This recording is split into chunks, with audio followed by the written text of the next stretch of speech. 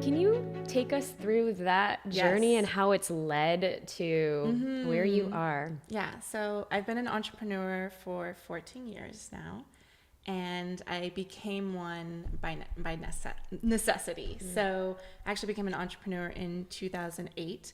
My husband, daughter, and I, she was 13 months at the time, moved to Kauai. And we started a brick and mortar business, Little Sprouts Playhouse, and we multiplied our daughter by too many kids.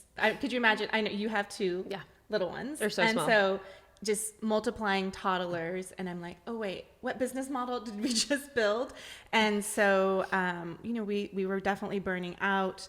We were in $42,000 in credit card debt, just trying to build this dream. And it was during the recession. Wow. And we didn't yeah, know. 2008. Yeah, we moved from California to Kauai thinking my husband's going to get a job, and he didn't. And so we had to create money on our own terms. Like, we had to figure it out. And nobody was hiring at that time, so we had to hire ourselves. And it was a beautiful journey. It was also very challenging, because we were fighting over money that we didn't have. Wow. We have a little one, and we actually ended up moving into our playhouse. Oh, So wow. we were sharing a bathroom with all of our customers and kids Oh my coming into our goodness. preschool. We were on a futon. It was a futon mattress, but bricks were the frame of our bed. Oh my The goodness. refrigerator was in our bedroom. We had a George Foreman grill on the patio, or the lanai in Kauai would be. And my daughter was in a closet, like a storage closet. Like, we fit a bunk bed into a closet, and that was our living situation, just being able to adapt during that time and trying to make ends meet. So that business didn't work out, and we moved into my in-laws' house. And Filipinos, we were in a house full of 11 people. As we do. As we do. And that was the time You had where, the Lola, you had all Lola, Lolo, like all Everybody. the things, siblings, the cousins, everybody. It was Everybody. tight quarters for 6 months, and Wow. I was supposed to go back to college during that time, trying to create the plan B, C, D, E, F, G, all of that. And that was when I started drinking green smoothies, and I interned with my husband's aunt and learned about online business, because I knew I didn't want to give up on the entrepreneurial dream, Right. because there's the flexibility, right, to be able to have my daughter by my side. And so I wanted to figure it out, and I didn't know green smoothies was going to be a business. She just made me green smoothies while I was interning with her, and I ended up starting a parenting blog. And so that was kind of the Amazing. fusion of, let me share green smoothie recipes, but also art, how to do art with your kids, or be more intentional and have a more simple life with family. Wow. And that blog never made money. Wow. And so that was the foundation of, and that's Jen and I, who my co-founder of Simple Green Smoothies, we started the parenting blog together. And Oh my so that goodness. was our first rodeo in trying to build something online, have our kids by our side. And then Simple Green Smoothies was actually a bit of an accident, a happy accident. I love when that happens. Yes. Happy accident.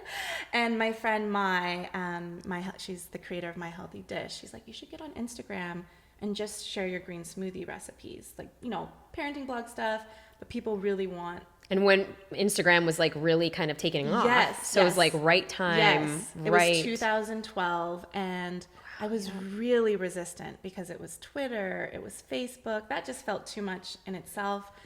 And I had a really crappy camera, but I was like taking pictures of the ingredients. But I did. I started posting on Instagram every day while we were still trying to build this blog that, we weren't making any money from.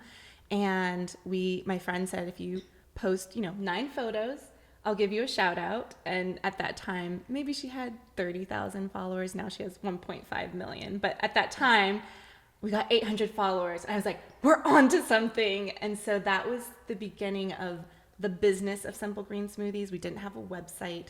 We didn't have a business model around it. It was just something that really impacted me, and very similar to you, just wanting to do something different and take care of my body, to have more energy.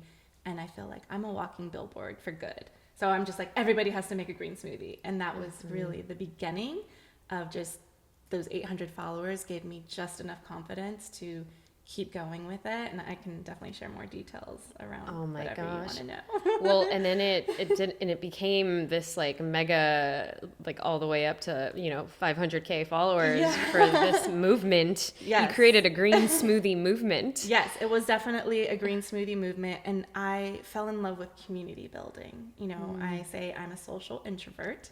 So I think And what does that mean? Yes. So I love people, but I need to take them in small doses, and I need a lot of recharge time. But there's something, social media, we try to look at it as a marketing platform or to share your business, and it's so much deeper than that. And so to be able to allow people to feel seen, to feel heard and acknowledged, there's an art to that of, loving up on people, responding to every comment. When people would be like, oh, I love that recipe, I'm just like, let me know when you make it. And just that extra engagement, it's like that one by one conversation, right? Yeah. So it's allowing intimacy to scale versus trying to broadcast to everyone. And what happened with Simple Green Smoothies, we went from 800 followers to 3,000, and then we did a free 30-day green smoothie challenge. Wow. And that's what grew, us to over 400,000 followers in a very short amount of time. Oh my goodness. Yeah. And then you had that book. Yes. And then in 2015, we released Simple Green Smoothies book. And with Simple Green Smoothies, we did a launch in 2013 where we were just serving our community and did $86,000 in 10 days. Wow. And that's when I was like, okay, we have a business. This is a business. Yes, this is a business. My husband was able to quit his full-time job working for Kaiser Permanente, doing educational theater.